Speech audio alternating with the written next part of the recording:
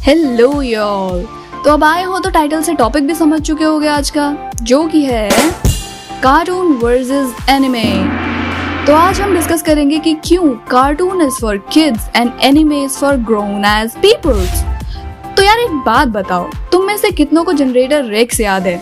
हाँ, मेरा दूसरे वाला क्रश, क्योंकि पहला तो आज भी बेंजामिन कर्बी टेनिसन है। अगर तुम लोगों को नाम से ही पहचान गए हो इसको तो ping me on the comment box. Wink विंक।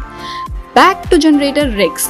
अगर तुमको याद है तो कंग्रेचुलेशंस, क्योंकि तुम हो 90s के होनहार बच्चे। वैसे यहाँ मैंने रेक्स की बात ही क्यों की, अब तुमको होनहार होने का सर्टिफिकेट मिल ही चुका है, तो आई थिंक तुमको ये भी पता होगा कि कैसे जनरेटर रेक्स कुछ ही एपिसोड्स के बाद बंद हो गया था, क्योंकि कुछ लीगल एक्शंस हो गए थे उसके ऊपर और लोगों को ये लगता था कि ये सब देखने से उनके बच्चे बिगड़ रहे हैं। खैर, जब कोई एनिमे फैन से मिलता है तो उसका फर्स्ट रिएक्शन कुछ ऐसा होता है, ओए क्या बच्चों के जैसा कार्टून देखता है यार, बड़ा हो जा, बड़ा हो जा। And this is exactly what inspired me to make this video. And believe me, the most watched anime का age range 80 to 30 years है। मतलब ये तो क्लियर कर लो माइंड में कि that anime is not equal to cartoon. And ये anime बच्चों के लिए तो नहीं है, वरना ये एज रेंज 18 to 30 नहीं शो कर रहा होता। तो अब बकवास करते हैं बंद and let's roll the intro.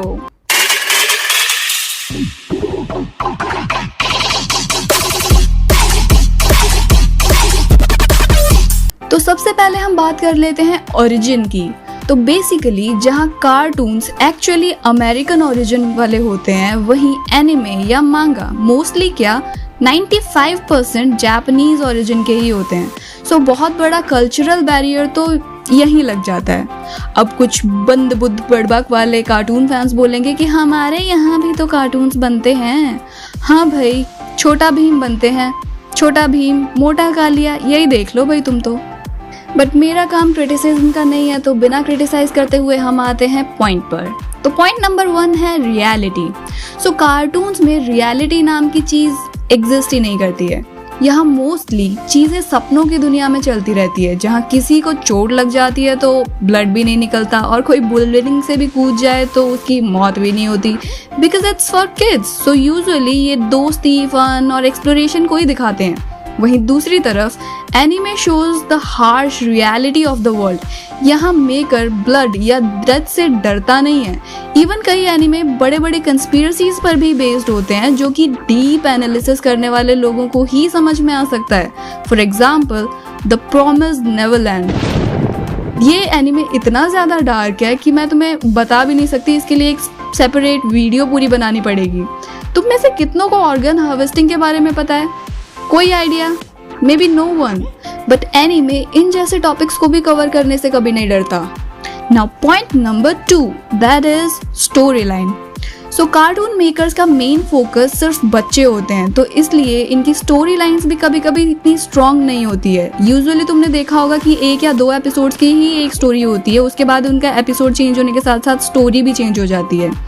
तो ना ही ये लोग स्टोरी में इतना ज़्यादा फोकस रखते हैं, ना ही स्ट्रॉन्ग वर्ड्स कभी पोर्ट्रे करते हैं। मोरोवर कार्टून कैरेक्टर्स यूजुअली हर सीरीज के लिए अलग अलग होते हैं। तुम देख के डोरा और पेपा के बीच में डिफरेंशिएट कर सकते हो, लेकिन एनीमे बच्चों से लेकर एडल्ट्स तक पर फोकस करता है। दैट्स वाई स्टोरी लाइन में प्रॉपर प्लॉट्स होते हैं एंड कंटेंट बहुत क्या हद तक किसी एक मूवी जैसे प्लॉट जैसी लगती है। एंड एनिमे कैरेक्टर्स को ह्यूमन मैच दिया जाता है ताकि ह्यूमन कैरेक्टरिस्टिक्स से ज़्यादा डिफरेंट ना लगे। ह्यूमन जैसे इमोशंस, पेन एंड सफरिंग्स दिखाई जाती है।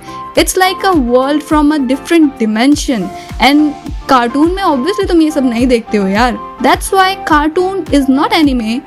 Now coming two point number 3, magic. Yes, magic. तो जहाँ एनिमे मैजिक को इन अ रियलिटी सेंस यूज करता है, एंड ये बात अंडरस्टैंडेबल भी लगती है कि मैजिक मतलब fiction, and for sure magic का रियलिटी से कोई वास्ता ही नहीं है, लेकिन ये माइंड को सोचने के लिए एक बहुत बड़ा मैदान सा प्रोवाइड कर देता है, and we all like it.